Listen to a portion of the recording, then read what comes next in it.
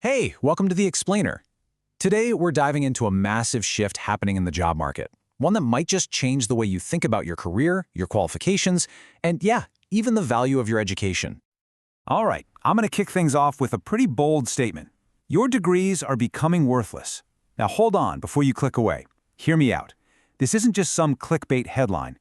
It's a real trend, and it's backed by some serious data. And look, this isn't just my opinion. Check this out. A huge Harvard study looked at 51 million job postings and found a major drop in the demand for degrees. It turns out employers are starting to look past that piece of paper on your wall, and there are some very, very good reasons why. So why is this happening? Well, the old world of work is, frankly, crumbling. The way companies used to hire people just isn't cutting it anymore. Relying on a diploma you got years ago is kind of like using an old paper map to get around a city that's constantly being rebuilt. It just doesn't work. You see, recruiters are dealing with a perfect storm right now. Job descriptions are changing so fast. The stuff you learned in college, its shelf life is getting shorter and shorter. On top of that, the workforce is shrinking, which means making one bad hire is more expensive than it has ever been.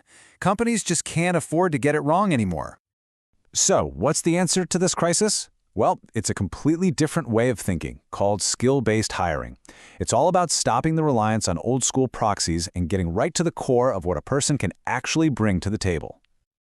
To put it simply, companies are starting to care a whole lot less about where you learn something and a whole lot more about what you can actually do with what you know. It's a huge shift from pedigree to pure capability. And believe me, this isn't just some HR theory. Real companies are putting this into practice. Take a look at this quote from Trumpf, a big tech company. They're saying it right out loud.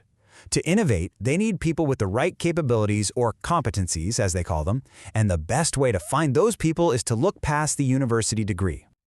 Okay, but this brings up a really important question, right? We throw the word skill around all the time, but if we're going to base entire hiring strategies on it, we need to know, what does it actually mean? Well, here you go. We actually have an official international definition. A skill is a learned capacity, and that word learned is everything. This isn't about some innate talent you're born with. It's something you can go out and acquire, something you can build to perform a specific task. That makes it simple, clear, and best of all, measurable. This model, the KSAO model, really helps break this down.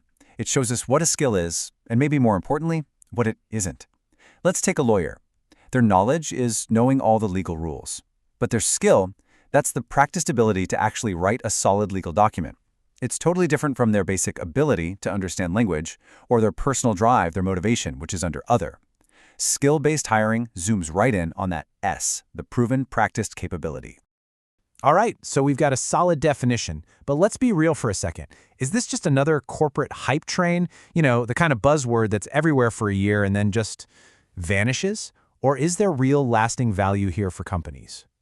This is where we see how it actually works in practice. Companies are basically taking two big approaches here. The first is hiring for what you can do right now. They need someone who can come in and just get the job done.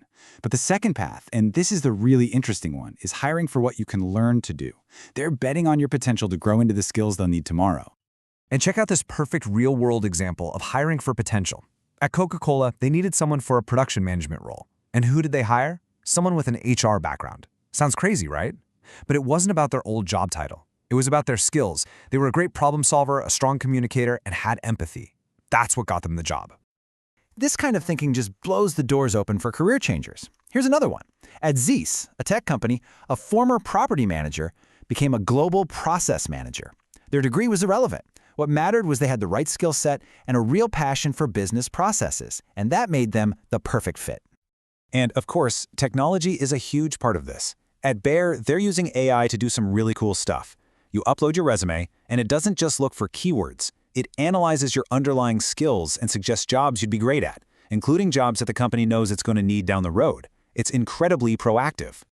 Okay, so we've seen the why and the how from the company side. But let's bring it all back to what matters most. What does all of this actually mean for your career as you try to navigate this new job market?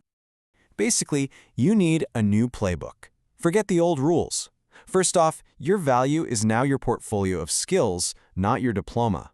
You need to focus on what you can do and what you can learn. And those so-called soft skills, things like communication, problem solving, they aren't soft anymore. They are absolute gold.